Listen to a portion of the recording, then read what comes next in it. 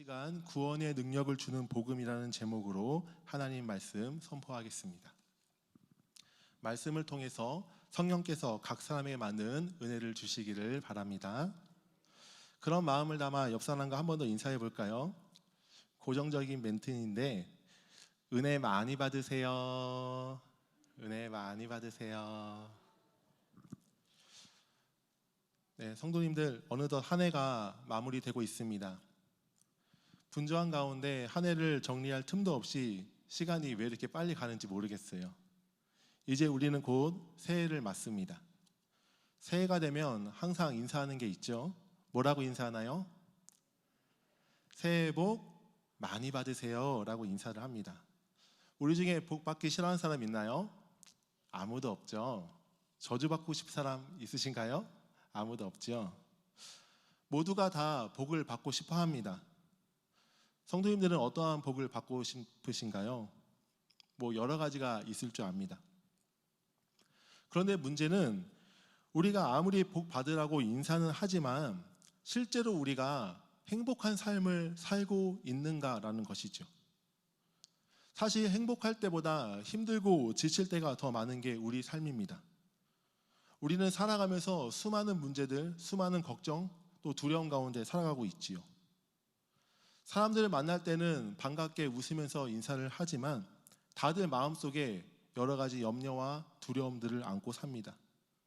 가족 구원에 대한 문제, 경제적인 문제, 가족 간의 관계, 인간관계, 육아, 출산, 자녀, 성적 등 수많은 것들로 인해서 우리는 걱정과 두려움 가운데 살아가고 있습니다. 이 두려움은 우리가 아무리 난 두렵지 않아, 난 괜찮아 라고 소리쳐도 그 두려움은 쉽게 떨칠 수 없습니다. 우리 스스로 해결할 수 없는 문제라는 것이죠. 또한 우리가 스스로 해결할 수 없는 게 무엇이 있을까요? 외로움입니다. 사람들은 외롭지 않으려고 친구를 사귀고요, 많은 동창과 많은 또 활동들을 합니다. 동호회 활동을 하기도 하고요, 그리고 결혼도 하고 아이도 낳습니다. 하지만 그 누구에게도 내 마음을 완전히 다 터놓을 수는 없습니다. 왜냐하면 내가 내 마음을 다 터놓았을 때 상대방이 힘들어할 수도 있기 때문이죠. 그리고 사람이 주는 사랑은 불완전하고 한계가 있기 때문입니다. 또한 우리가 스스로 해결할 수 없는 것이 무엇이 있을까요? 허무함, 공허함입니다. 우리는 이 땅을 살아가면서 어떠한 목표를 향해 열심히 달려갑니다. 지금은 힘들고 고통스럽고 어려워도 이것을 이루었을 때 큰 성취와 큰 기쁨이 있는 것을 바라보면서 그렇게 열심히 달려간다는 사실이죠. 하지만 정작 그것을 이루는 그 순간, 물론 일시적인 기쁨도 있지만 시간이 지날수록 점점 공허해집니다. 내가 정말로 이것을 위해서 몇 년 동안 이렇게 열심히 달려왔나 하는 것이죠. 그러면서 허무감이 찾아옵니다. 이것들이 진정으로 나를 만족시킬 수 없다는 것이죠. 아무리 좋은 직장에 취업을 하고 쇼핑을 많이 하고 맛있는 음식을 먹어도 아무리 공부를 해도 진정한 만족을 얻을 수 없습니다. 이렇게 진정한 만족을 얻을 수 없을 때 사람들은 방황합니다. 그리고 질문하죠. 나는 무엇을 위해 살지? 왜 사는 걸까? 부모님이 날 태어나게 해주니까 그냥 살아야 되나? 부모님한테 물어보면 답을 찾을 수 있을까? 못 찾는다는 것이죠. 행복하기 위해서 그러면 어떻게 해야 진정으로 행복하는 건데? 라는 겁니다. 내가 살아가는 의미가 무엇인데? 라는 것이죠. 우리 모두는 내가 주인이 되고 싶어 합니다. 내 마음대로 살고 싶어 하는 그 마음이 우리 모두에게 다 있지요. 하지만 방금 언급한 두려움, 외로움, 공허함의 문제를 우리 스스로 해결할 수 없습니다. 따라서 우리는 한 가지 분명한 사실을 압니다.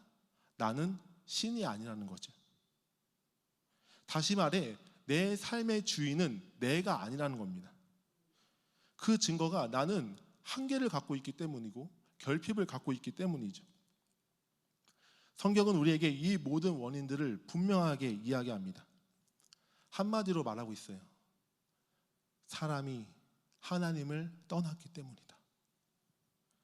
하나님과 사귐이 단절되니 미래에 대한 두려움이 찾아옵니다.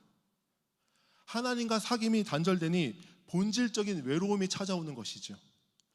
하나님과 사귐이 단절되니 궁극적인 삶의 의미를 찾지 못하는 것입니다. 그래서 계속해서 허무한 것이죠.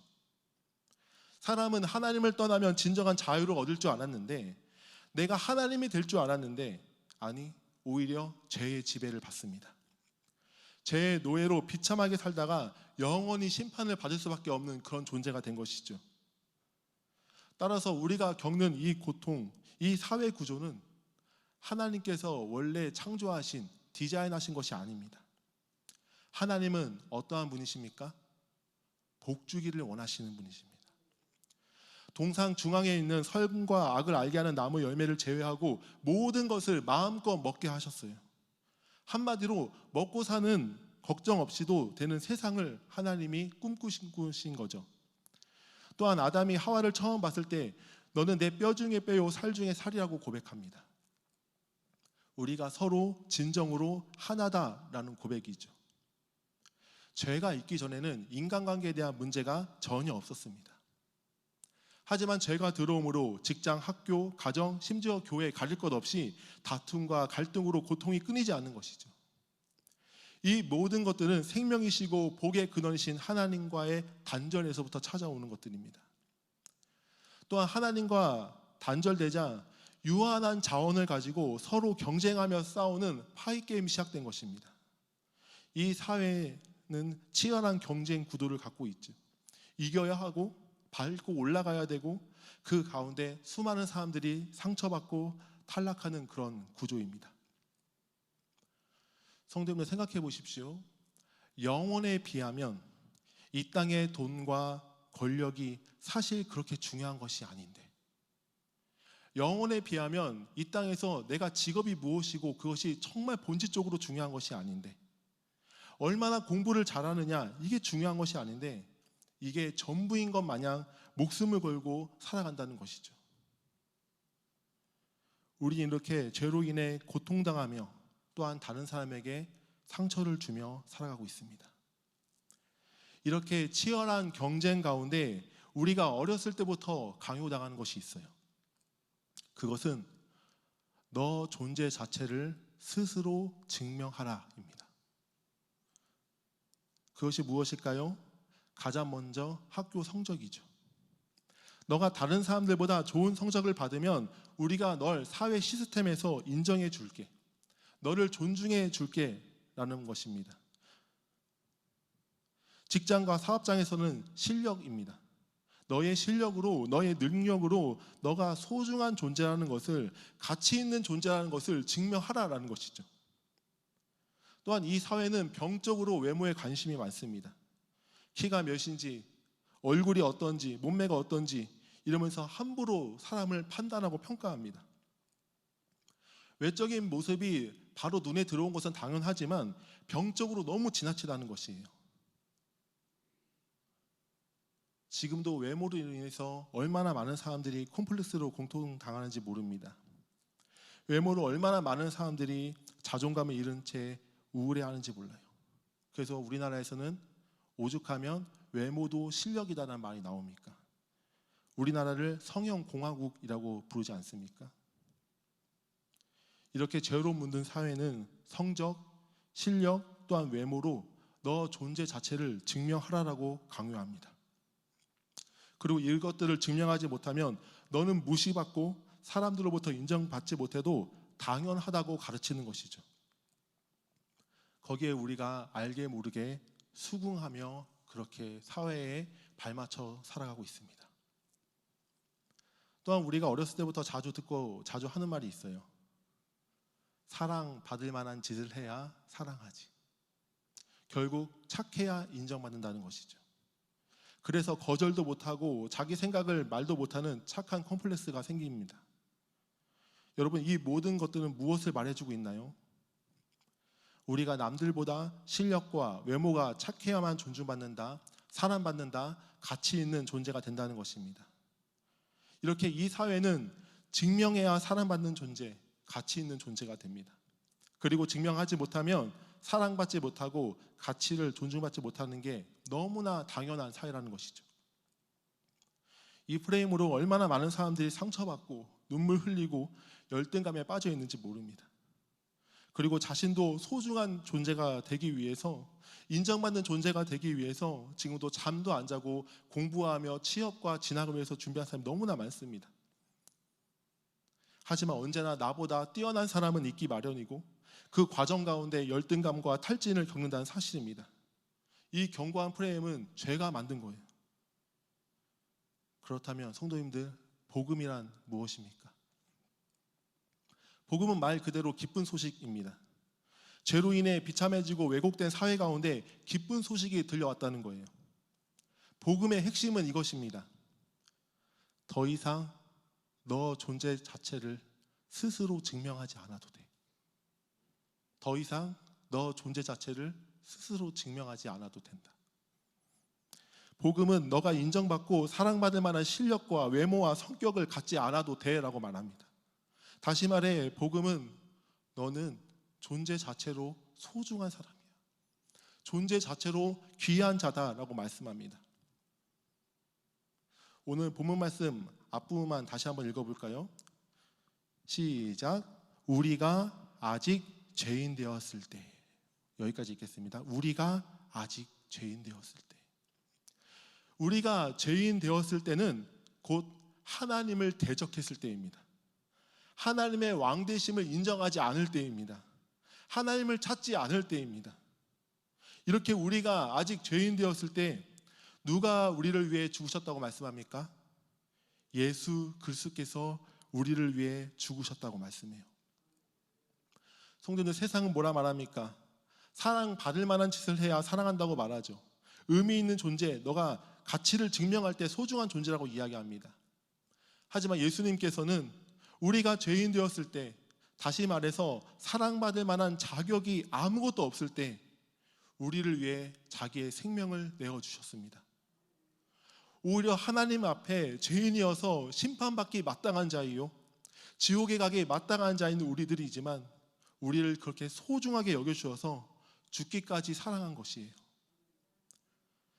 성도님들은 언제 위대한 사랑을 느끼시나요? 이타적 사랑을 넘어 희생적 사랑을 느낄 때입니다. 그래서 우리가 부모님의 사랑이 참 크다라고 말을 하죠. 낳아주고 길러준 그 사랑이 헌신적 사랑, 희생적 사랑이기 때문입니다. 하물며 하나님이신 그분이 모든 하늘의 영광을 버리고 이 땅에 오셨습니다. 그리고 자신이 그 모든 생명을 내어준 사랑, 죽음까지 감수한다는 것은 정말 말도 안 되는 일입니다. 우리가 십자가의 사랑을 너무나 자주 듣고 어렸을 때부터 들었던 사람도 물론 있을 겁니다. 하지만 그 사랑은 우리가 다 이해할 수 없고 다 알 수 없는, 묵상하면 묵상할수록 감격할 수밖에 없는 크고 놀라운 사랑입니다. 하나님이신 예수님이 이 땅에 오신 것만으로도 엄청 낮아지신 건데, 나를 위해 고난을 당하고 나를 대신해 하나님의 심판을 받는다니요. 이건 사람이 생각할 수 없는 하나님의 지혜요, 하나님의 사랑입니다. 그래서 후반전에 이렇게 말씀하죠. 하나님께서 우리에 대한 자기의 사랑을 확증하셨다. 하나님께서는 우리를 향한 사랑이 얼마나 컸냐면 우리가 받아야 할 죄의 심판을 자기 아들인 예수께 대신 받게 할 정도였습니다. 그래서 우리에 대한 하나님의 사랑을 확증시켜 주셨습니다. 더 이상 이것보다 더 큰 사랑은 없다는 말씀이죠. 하지만 우리는 하나님의 사랑을 내 기도 제목 들어주는 것으로 계속 확증하려고 합니다. 하나님, 저를 사랑하시나요? 저를 사랑하시면 좋은 직장에 취업하게 해주세요. 하나님, 저 사랑하시면 저에게 많은 돈 주세요. 저 사랑하시면 저 안 아프게 해주세요 라고 하면서 하나님이 내 기도 제목을 들어주시면 나를 사랑하는 거고, 하나님이 내 기도 제목을 듣지 않으면 나를 사랑하지 않는 것이라고 그렇게 생각할 때가 얼마나 많이 있습니까? 하나님께서는 이미 최고의 사랑을 우리에게 보여주셨습니다. 하나님의 아들이신 그 예수님께서 우리를 위해 대신 죽어준 그 사랑, 십자가 사랑입니다.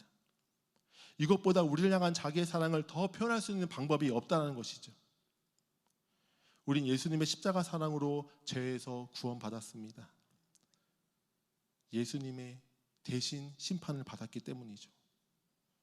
사랑하는 성도님들, 복음은 우리를 모든 죄의 비참함에서 자유케 합니다. 죄가 주는 죄책감, 죽음에 대한 두려움, 이 땅에서 내 능력으로 살아가야 한다는 그 책임감으로부터 우리를 자유케 합니다. 왜냐하면 예수님이 우리 죄 문제를 해결해 주셔서 원수되었던 하나님과의 관계를 화목의 관계, 사랑의 관계로 회복시켜 주셨기 때문이에요. 우리는 예수님을 믿는 그 순간 예수님과 사귐이 시작됩니다. 우리가 예수님을 그 믿는 순간부터 하나님께서 우리를 의롭다고 말씀하시고 옳다고 말씀해 주세요. 우리가 사랑받을 만한 행동을 한 것이 아닙니다. 예수의 생명이, 예수 그리스도의 의가 우리에게 부어진 것입니다. 예수님께서 십자가에서 순종하신 그 의로움이 우리에게 부어주신 거예요. 따라서 우리는 하나님의 사랑으로 죄의 심판으로부터 구원받았습니다. 우리는 법적으로 더 이상 심판받지 않아도 됩니다. 예수님이 대신 심판받으셨기 때문이죠. 다시 말해 이제는 내 스스로 법적으로 구원받기 위해 하나님께 인정받지 않아도 됩니다. 이것이 복음입니다. 세상은 너의 가치를 증명하라고 말합니다. 하지만 하나님은 우리가 죄인 되었을 때에, 아무 가치 없을 때에 먼저 찾아와 주시고 예수님의 죽음을 통해 내가 너를 진심으로 사랑한다고 확증해 주셨습니다. 여러분이 예수님을 진정으로 나의 구원자요 나의 주인으로 믿는다면 여러분은 이미 너무 존귀한 자들입니다. 여러분이 비록 돈이 없고 사회에서 큰 지위가 있지 않고 세상 사람들로부터 조롱받는다 할지라도 하나님 보시기에는 여러분 한 분 한 분은 너무나 존귀한 자들입니다. 이제 예수님과 연합했기 때문이고 예수님과 함께 장차올 모든 영광을 누리게 될 자들이기 때문입니다. 따라서 성도님들, 세상의 가치에 속지 마십시오. 돈이 많아야 행복하고 꼭 내가 하고 싶은 그 직업을 가져야만 행복하고 내 스스로 존재 자체를 증명해야 한다는 그 생각에서 빠져나오시기 바랍니다. 더 이상 우리는 비교 의식 가운데 살지 않아도 됩니다. 끝없는 비교는 우리를 열등감과 절망에 빠지게 하죠. 또한 끝없는 비교는 우리를 교만하게 만들어 다른 사람을 상처 주고 짓밟는 괴물로 만듭니다. 그리고 그 끝은 하나님의 무서운 책망이죠. 여러분, 이제 우리는 복음 안에서 내가 누구인지 발견해야 합니다. 내가 누구인지를 알아야 내가 무엇을 위해 사는지 삶의 의미를 진정으로 찾을 수 있기 때문입니다. 우리 함께 따라해 볼까요? 나는 사랑받는 하나님의 자녀다. 나는 하나님의 백성이고 예수님의 것이다. 정말 믿으십니까? 따라서 이제는 우리 잘난 맛에 사는 것이 아니라 예수님의 위대한 맛에 사는 자들입니다. 여러분, 오직 복음만이 우리를 죄의 심판에서부터 자유케 한다는 사실을 꼭 기억하시기 바랍니다. 그런데 하나님께서 우리를 보며 너무 안타까워하시는 것이 있어요. 그것은 하나님의 그 지혜와 놀라운 사랑으로 우리를 구원해 주셨는데 우리가 그 풍성한 구원을 누리지 못한다는 사실이죠. 예수님께서 우리에게 구원을 허락하신 것은 단지 이 땅에서 죄로 인해 고통당하며 살다가 죽어서 천국 가는 그 개념이 아닙니다. 지금 여기서부터, 이 땅에서부터 구원을 누리라는 것이죠. 다시 말해 죄의 영향력으로부터 자유한 삶을 살아가라고 말씀합니다. 하나님 나라 천국을 미리 맛보며 누리는 삶을 살아가라고 말씀하는 거예요. 따라서 구원은 죄에 대한 책임뿐 아니라 죄의 영향력으로부터 건진받는 것도 포함합니다. 더 이상 죄의 노예로 살지 않아도 됩니다. 더 이상 죄에 속지 않아야 합니다. 더 이상 죄가 주는 그 비참함에 거하지 않아야 한다는 사실이죠.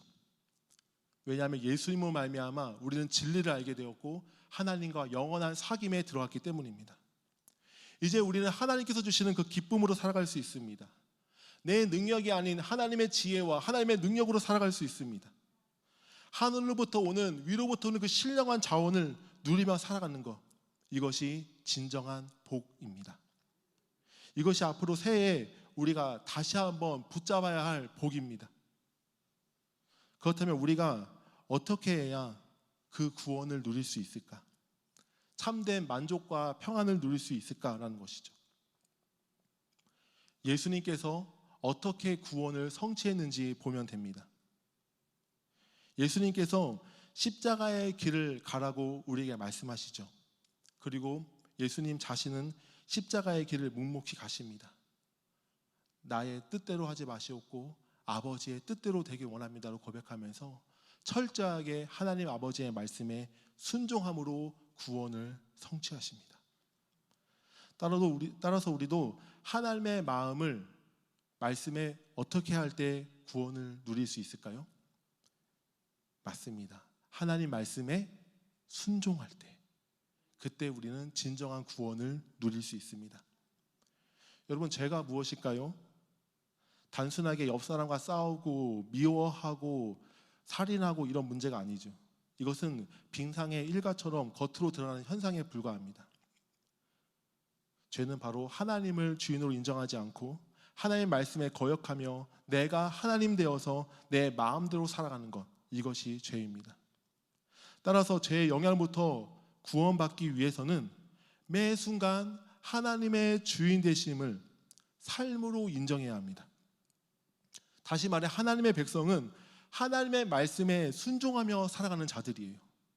그럴 때 진정한 하나님의 다스림, 하나님의 나라를 누리며 살아갈 수 있습니다. 하나님 말씀에 순종하는 것은 본질적으로 하나님을 위해서입니다.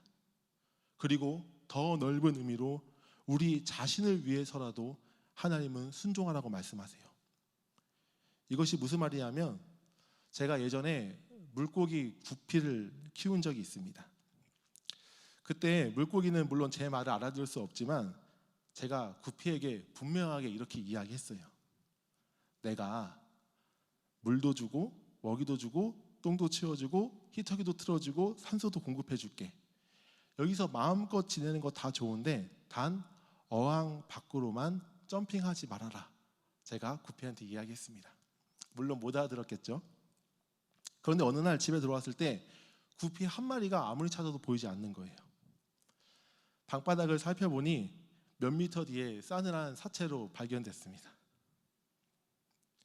물고기가 점핑하지 말라는 것은 제가 관상용으로 보기 좋은 목적도 있지만 결국 또한 누구를 위한 겁니까? 구피를 위한 거죠. 왜냐하면 어항에서 점핑하면 죽을 수밖에 없으니까. 마찬가지로 하나님께서 우리에게 순종하라고 하는 것은 본질적이고 궁극적으로 하나님의 나라와 하나님의 영광을 위해서 맞지만 또한 우리가 살 유일한 길이라는 거예요. 하나님의 말씀 없이는 답이 없는 자들입니다. 하나님의 말씀 없이는 생명을 누릴 수 없는 자들이기 때문이죠. 하나님으로부터 나오는 그 생명과 평안과 기쁨을 우리가 순종할 때 누리며 공급받으며 살아갈 수 있습니다. 오늘날 교회 다니는 사람들 중에 저는 두 가지 경우를 보면 참 마음이 아픕니다. 첫 번째는 예수님을 믿지 않는 자들, 아직까지도 십자가와 부딪힘이 없는 자들입니다. 교회를 다니는 교인인데 십자가와 복음에 부딪힘이 없는 자들을 볼 때 정말 마음이 아픕니다. 그리고 두 번째는 예수님은 믿고 구원의 감격과 구원의 확신은 있지만 이 땅에서 너무나 불행하고 아무런 기쁨과 소망 없이 살아가는 자들이 너무나 많다는 거예요. 왜 이렇게 힘들고 불행하게 살아갈까? 왜 이렇게 마음에 기쁨이 없을까? 물론 사회 구조적인 문제도 있고 경제적으로 어려운 문제, 인간관계 문제 많다는 거 물론 잘 압니다. 현실적인 문제이죠. 하지만 본질적으로 우리가 정말 불행한 것은 마음의 영역이고 이것은 하나님의 말씀에 내가 순종하지 않으므로, 하나님의 말씀과 내가 가깝게 대하지 않으므로, 또한 하나님을 신뢰하지 않기 때문이라는 거죠. 그래서 구원을 충분하게 누리지 못한다는 사실입니다. 사도 바울이 복음을 전하다 감옥에서도 기뻐할 수 있었던 이유, 채찍과 매를 맞아도 찬송할 수 있었던 이유가 무엇일까요? 수많은 믿음의 선배들이 찬송 부르며 순교할 수 있었던 이유가 무엇일까요? 날마다 하나님의 말씀에 순종함으로 하나님과 친밀한 사귐을 거하며 그분의 생명과 평안을 누리는 삶을 살았기 때문입니다. 사탄은 우리를 계속해서 유혹합니다. 뭐라고 할까요? 아담과 하와에게 이것을 먹으면 하나님과 같이 된다고 말하는 것처럼 너 마음대로 살라고, 너가 주인이 되라고 그렇게 이야기합니다. 하지만 내가 하고 싶은 대로 다 하면 어떻게 될까요?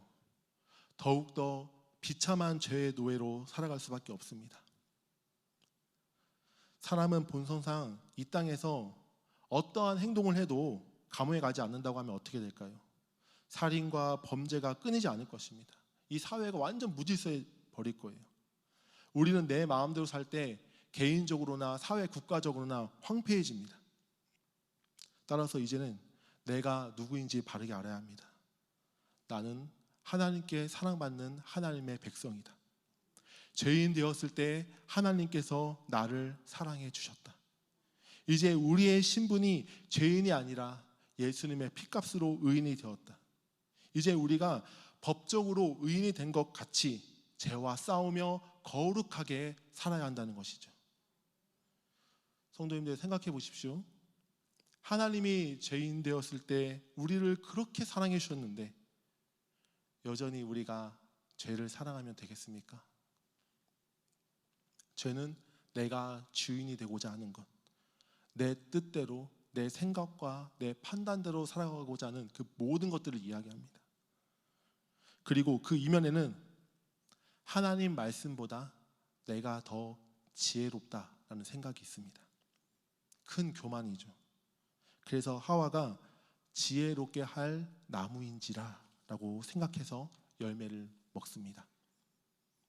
사랑하는 성도님들, 이 시간 함께하는 모두가 예수님이 내 죄를 위해 십자가에서 죽으신 것을 꼭 믿어서 법적으로 구원받기를 바랍니다. 그것을 넘어서 이 땅에서부터 구원을 누리며 살아가길 바랍니다.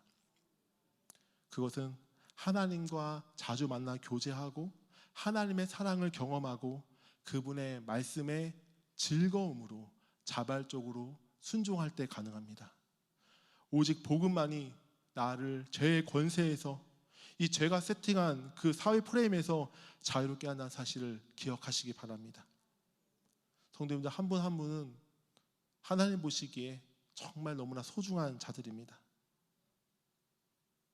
우리가 죄인 되었을 때 예수님께서 죽기까지 우리를 사랑하셨기 때문입니다. 그리고 나를 향한 그 사랑은 옆에 있는 성도들에게도 동일합니다. 우리 마지막으로 주변 사람들과 이렇게 인사하고 마칠까요? 하나님이 존재 자체로 당신을 사랑하십니다. 하나님이 존재 자체로 당신을 사랑하십니다. 복음을 통해 구원받는 것을 넘어 순종으로 구원을 누리는 우리 모두가 되기를 바랍니다. 그 어떠한 상황과 환경에서도 하나님의 그 사랑 하나만으로도 행복하다고, 나는 만족하다고 고백할 수 있는 우리가 되기를 원합니다. 하나님의 사랑을 신뢰함으로 두려움과 외로움과 공허함에서 자유하기를 진심으로 축복합니다. 이 시간 말씀을 주신 하나님께 감사로 영광의 박수 돌리시겠습니다. 이 시간 함께 찬양하며 기도하며 나아가길 원합니다. 아버지 사랑 내가 노래합니다. 아버지 은혜 내가 노래합니다. 그 사랑을 내가 찬양합니다.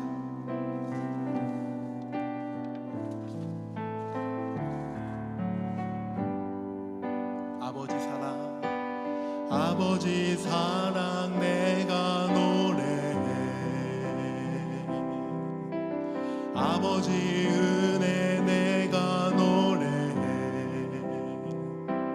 그 사랑 변함없으신 거짓 없으신 성실하신 그 사랑 상한 갈 때 꺾지 않으시는 꺼져가는 등불 끄지 않는 그 사랑 변함없으신 거짓 없으신 성실하신 그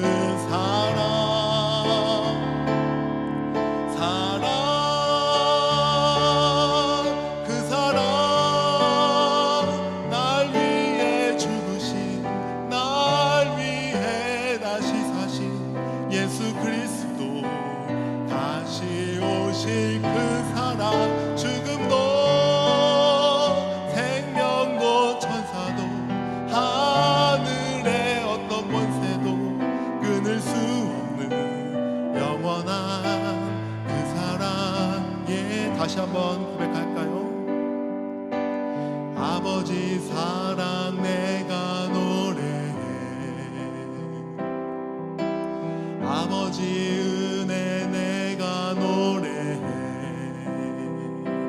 그 사랑 변함없으신 거짓없으신 성실하신 그 사랑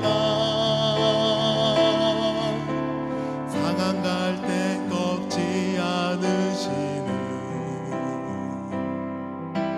꺼져가는 등불 끄지 않는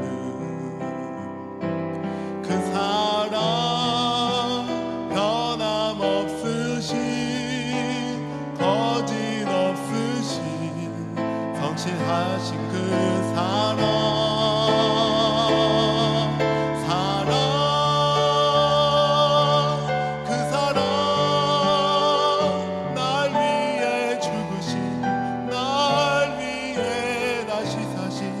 예수 그리스도 다시 오실 그 사랑 죽음도 생명도 천사도 하늘의 어떤 권세도 끊을 수 없는 영원한 그 사랑 예수 그 사랑 날 위해 죽으신 날 위해 다시 사신 예수 그리스도 다시 오실 그 사랑 죽음도 생명도 천사도 하늘의 어떤 권세도 끊을 수 없는 영원한 그 사랑 예수 성도님들 이 시간 함께 기도하길 원합니다. 하나님 복음의 감격을 다시 회복시켜 주십시오. 복음의 능력으로 나를 사로잡아 주십시오. 아직까지도 너무나 견고한 나의 자아가 무너지게 하여 주시고 세상을 의지하고 세상에서 인정받으려고 하는 그 모든 가치와 그 모든 비교의식에서 나를 자유롭게 하여 주시옵소서. 예수 그리스도를 진정한 나의 주인으로 고백하며 순종한 삶을 살게 하셔서 이 땅에서부터 구원의 풍성함을 누리는 삶, 생명이 있는 삶을 살아게 해달라고 이 시간 함께 간절한 마음으로 함께 기도하겠습니다. 하나님 아버지